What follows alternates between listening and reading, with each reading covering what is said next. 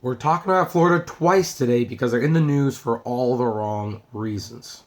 Hey everyone, this is Kevin the Apptrepreneur, and I'm sorry my voice is a little scratchy. Obviously, I wasn't feeling very well yesterday, and I've just been producing an awful lot, so there's probably not going to be any videos Saturday. I definitely feel like I need to start resting my voice. That's also why there's going to be 2 videos today, not 3. However, we've got to talk about Florida because they made a really bold announcement, and I think it's a very stupid announcement, of course. They announced that they will allow autonomous cars with no safety drivers on public roads starting July 1st. Obviously, a lot of you are probably freaking out that they're going to replace the drivers. No, they're not. In fact, your jobs are safe because by doing this, someone's going to die, to be perfectly frank. Let's look at what Car and Driver has to say about this. Starting July 1st, it will be legal for fully autonomous vehicles without even a safety driver present to circulate on public roads in Florida. Governor Ron DeSantis put his signature on the new law that is intended to attract self-driving vehicle makers to the state and make them competitive with Arizona, California, and Nevada, which has autonomous test fleets that Florida wants to compete with.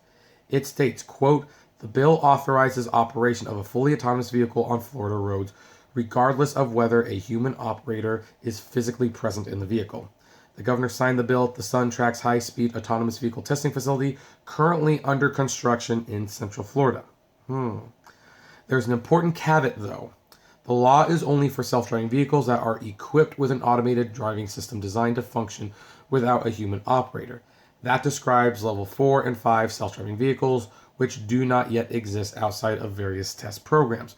Also, I want to add, we don't actually know if level 4 and level 5 is in fact complete, like you no longer need drivers at all. I mean, it's what the companies think they're going to need, and maybe they're right, I don't know. However, what happens if we get to level 5 autonomous vehicles and you find out that they still don't react to certain things? They still don't react to snow. They still don't react to rain. They still don't react to faded paint on the concrete. Like, what if they're at night and someone crosses the street and they're wearing black? Does the laser system, whether it's LiDAR or something else, does it notice that person?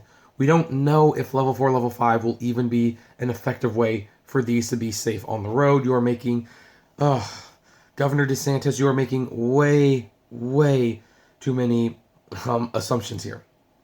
Well, anyway, autonomous vehicles are currently being tested across the country, and some have been involved in crashes on public roads, including a fatal incident involving an Uber self-driving vehicle that hit a pedestrian in Tempe, Arizona last year. These crashes are happening even with human safety personnel. Yes, they are. There's a human person behind these vehicles, and guess what? People are dying. Not only with the Uber vehicles, but with the Teslas. They aren't ready yet. Don't rush it. These crashes are, anyway. Florida's new law sets requirements for on-demand ride-sharing companies that use autonomous vehicles. The list of companies interested in self-driving ride-sharing services include Lyft, Maven, and Waymo, in addition to Uber. Under Florida's new law, these companies would need to provide primary liability coverage of at least $1 million for death, bodily injury, and property damage, as well as having other required minimum coverage. The reality is that this bill is unlikely to have much impact one way or the other on the development of the technology. Most companies are now taking a measured approach to deployment with awareness that premature deployment could destroy public trust and lead to extremely costly liability litigation. Yeah, but they're still doing it. They're still doing it. I mean, I don't think they're going to be that. Here's the thing. Once you remove the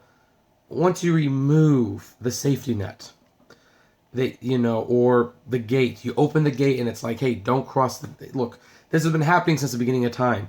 God says to Adam and Eve, don't eat from the forbidden fruit or you will surely die. Clearly they didn't care, and so it's been happening with Uber and Tesla. People are saying, don't put these cars on the road until you're absolutely certain they can coexist on the road with human drivers, and they do it anyway, and people die.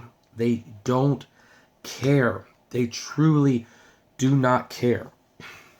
The new Florida law also exempts the operator of a self-driving car from laws forbidding the use of wireless devices or watching a video screen while the car is in motion as long as the automated driving system is engaged. Oh yeah, because here's the thing. Yeah, remember those laws we made about how don't use your smartphone while you drive, use a hands-free device. Yeah, how's that working out? Does anyone actually follow that? Like, seriously. So Here's the other thing.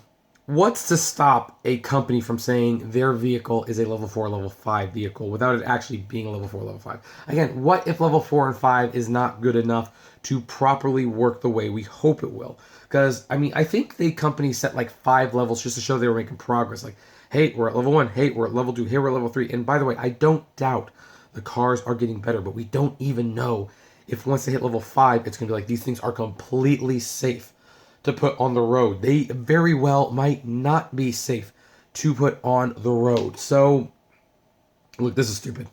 Someone else is going to die. I don't know if it's going to be this year or next year, but someone else is going to die as a result of this bill. Thank you, DeSantis. So, anyway, I have a lot more I'd want to say about this. However, as you can hear, my throat is definitely not doing well today, so it's going to be extremely short. I will just pass the question off to you.